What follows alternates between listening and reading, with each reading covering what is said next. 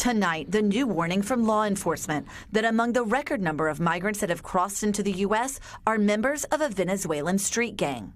NBC News learning there are more than 100 Homeland Security investigations involving suspected members of the Venezuelan gang Tren de Aragua, according to 2 DHS officials. In the past week, the NYPD says a suspected member of the Venezuelan gang shot 2 of its officers. So we know that he entered the country illegally. NBC News has learned the gang is suspected in criminal cases in at least 5 states. In one case, 3 Tren de Aragua gang members who crossed the border here in Texas in the last year threatened 2 Venezuelan women and said they would kill their family members if they did not cooperate in a sex trafficking ring, according to court documents.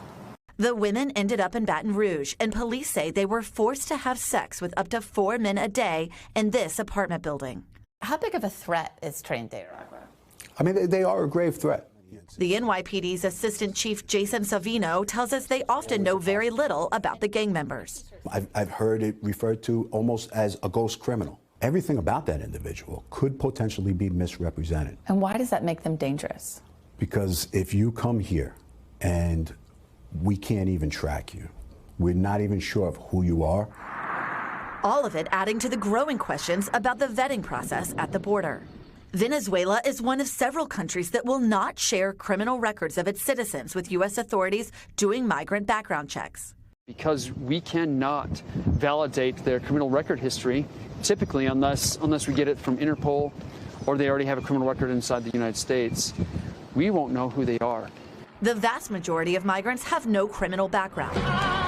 Though former President Trump is calling attention to recent high-profile crimes police say were committed by migrants. Migrant crime, it's a new category of crime.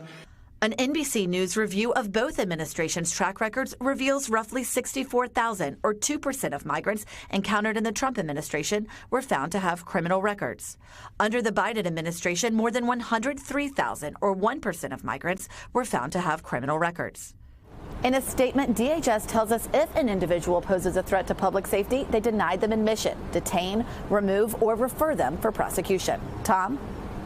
Thanks for watching. Stay updated about breaking news and top stories on the NBC News app or follow us on social media.